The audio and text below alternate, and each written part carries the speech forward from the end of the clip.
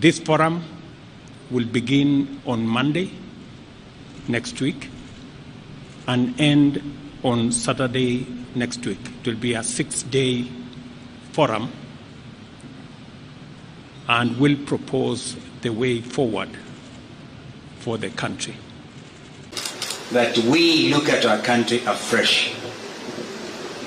There's no way we can wish away the Gen Z revolution. And if we were to begin to be honest with ourselves, perhaps we need now to go back to Bomas, because during the presentations, Kimani and Cheruiyot may remember, and Wandai was deputizing me, that a lot of Kenyans wanted us to open this space. The space has been opened by Gen Z. And then here again, the IEBC is a very important institution. It's not the first time we have had issues with IEBC. If we find a solution to this issue of IEBC, it will be on the way to resolving very many issues in our country. You remember in the last elections, the whole world was stunned when we saw an election commission that was completely divided. Some saying one thing, others saying one thing. You may be happy that, this other group ruled in my favor. But what example are we showing the world as a country? That in the process of very important exercise, the commission is divided. Nobody knows whom to believe up to today. It is a shame on us. And we are sure that we have got men and women here in this country who can actually do a better job. And that will help to unify this country.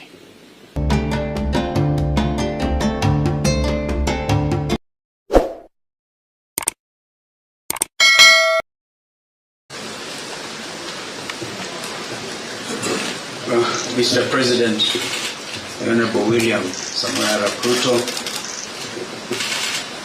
Prime Minister Raila Odinga, both co-principals of the NADCO process, ladies and gentlemen, I didn't find it easy to come in here this morning for various reasons, one of which was the barricading of the route to KICC. But I must thank the organizers for having brought it to KICC, because if it was a State House, Mr. President, it would even have been a little harder. The reason is simple. Our country is at a crossroads. My colleague, Honorable Kimani Ichung'wah, has highlighted that both of you asked us to undertake the process of NADCO following the 2023 enactment of the finance bill and the riots that took place, where we lost people, 75 of them, property was destroyed, and the country was in a state of a shock. We undertook that responsibility with gusto, and we are very open-minded. As Azimio la Umoja One Kenya, our number one topic was the high cost of living. But Kimani and the team on Kenya Kwanza convinced us that it was a government responsibility and the opposition had nothing to do with discussing the high cost of living. I hope that in the light of recent developments, my friend Kimani would have revised that thought. Because again, 2024 Finance Act and the riots, and again we have lost 41 young Kenyans. This time they came in the form of Gen Z, but they are Kenyans. They have a right to belong. In fact, they are carrying the national flags. They have done it better than we did when some of us nearly got killed Mr. President, I want to urge that we look at our country afresh. There's no way we can wish away the Gen Z revolution. And if we were to begin to be honest with ourselves, perhaps we need now to go back to Bomas, because during the presentations, Kimani and Cheruiyot may remember, and Wandai was deputizing me, that a lot of Kenyans wanted us to open this space. The space has been opened by Gen Z. I wish we had moved with speed. It has taken inordinate delay to get to where we are today, to get the first product out of NADCO. And I'm not so sure, my friend Kimani, whether it is expected of us to even fast track the other eight. They have to be juxtaposed by the reality of the country and this new revolt. If we are not careful, all of us will get thrown out by the Gen Zs, because they say we have come of age. You say that we are leaders of tomorrow, we are leaders now. We can't wish them away. Therefore, I want to urge that we now look at the whole thing. For example, we have now set up the process of nominating new commissioners. We made it very clear that both you, Mr. President, and Mr. Raila Odinga, the Prime Minister, will have to agree on, perhaps most importantly, on who becomes the chair of the new IEBC. That principle of consultation was inbuilt, and I thank my colleagues because we didn't have to struggle much to agree.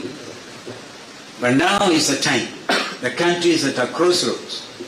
Can we, for a beginning, even in order to bring the country to normalcy, can you, Mr. President, order the Inspector General of Police, if he doesn't resign, can he remove the police from the streets?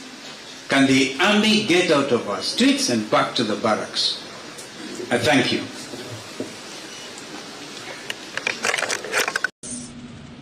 The religious community, civil society, professional groups, political parties.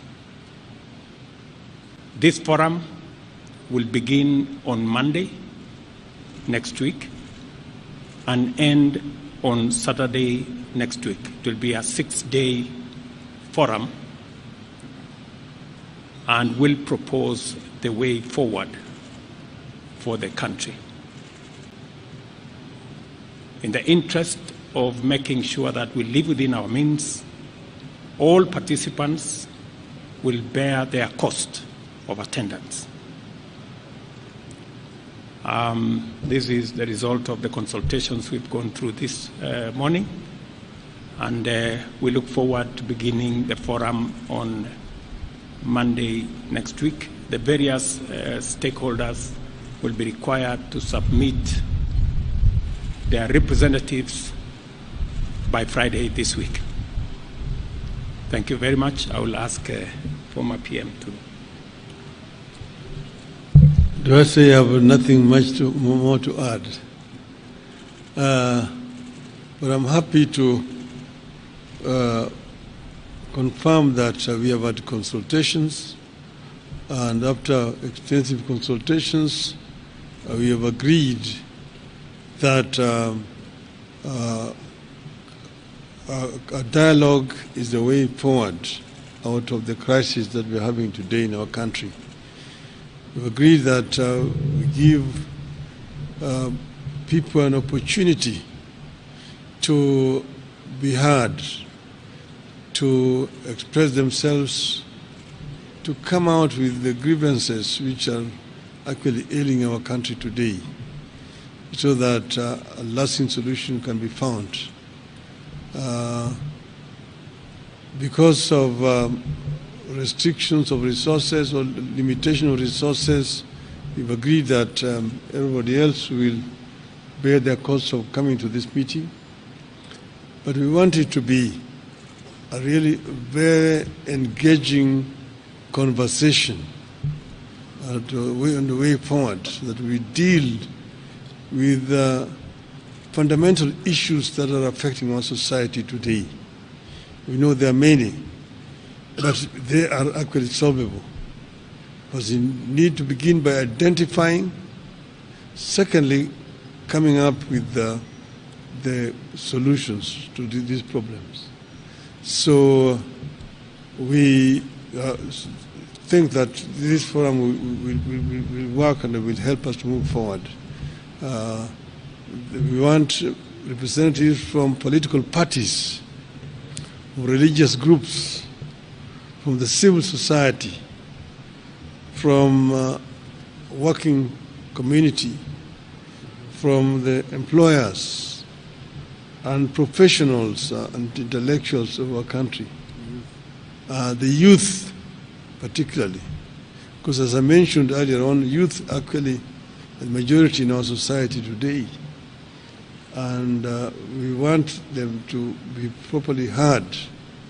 And then the several issues, some of them which have been mentioned already, the issue of unemployment, issues of corruption, the issues of ethnicity, debt in our country and debt servicing, and generally management of the economy are issues that we need to talk about. So we look forward to getting this process started. Thank you very much. Thank you. And I'm happy that this function has been arranged to take place here at KICC. As my colleague Stephen Kalonzo Musyoka said, we are at a crossroads as a country. And times like this requires leadership, the country to move forward. What we are doing today is a culmination of a process that began sometime last year when President Olusegun Obasanjo came to mediate and the conflict that was raging on at that time. We agreed when we sat together, myself and Brother William Ruto, that we would follow the route of dialogue. And that is the reason why NADCO was set up. NADCO then proceeded to dialogue and ended up with a very voluminous report which has contained some very fundamental recommendations. This bill that has now been signed into the law today is just one of those. But the NADCO report contains very many issues which are at the heart of the people of Kenya today. If you see the issues which are being raised by our youth, most of them are actually contained in the NADCO report. But if this NADCO report is implemented fully, you'll be able to address all those issues which these young people are raising. We are, as I've said, at a very, very crucial juncture in the history of our country. Our country has moved forward. There have been highs and lows in our history of 61 years. We need to move forward. And I want to say, at this moment in time, my brother, that we require now a wider engagement so that people have an opportunity to vomit all that is there in the chest in order that we can be able to find a way forward. I therefore want to support the proposal of my brother Stephen Kalonzo Musyoka that we have this conversation. It may not take more than 2 weeks, but it brings all the stakeholders together. Today, our society is fairly stratified. Nearly 70% of our population is below the age of 35, the youth. If you say that between 35 and 18 constitute about 40%, we need that 40% to be present when this dialogue is taking place. And then the rest can fill the rest. And then we just talk about the Kenya we want. The Kenya we want convention. Out of that will come out recommendations that will help us to resolve this issue once and for all. And that will be my proposal, Your Excellency. I think that Kenya deserves better. The issues of employment, the issues of discrimination, the issues of corruption, the issues of gender, and so on, are issues that need to be addressed in a wider forum. I think that it is possible to do.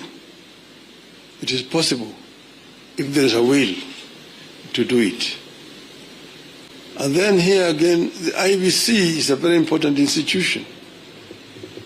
It's not the first time we have had issues with IEBC. If we find a solution to this issue of IEBC, it will be on the way to resolving very many issues in our country.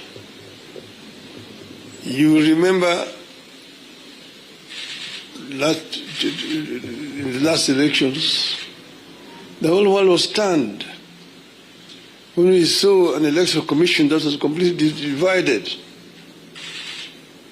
Some saying one thing, others saying one thing. You may be happy that, this other group ruled in my favor. But what example are we showing the world as a country? That in the process of very important exercise, the commission is divided. Nobody knows whom to believe up to today. It is a shame on us. And we are sure that we have got men and women here in this country who can actually do a better job. And that will help to unify this country. Last year, we lost 75 precious lives. This year we lost another over 40 lives. To say nothing about those who have been wounded, have been hurt. We must prevent this from happening in our country. We should not allow this to continue happening cyclically. Let us find a lasting solution to this problem. We are ready to engage so that we find a solution to this problem. As Azimio of Kenya. With those many remarks, Your Excellency, now may I have the pleasure to invite my brother, President William Ruto, to address you. Thank you.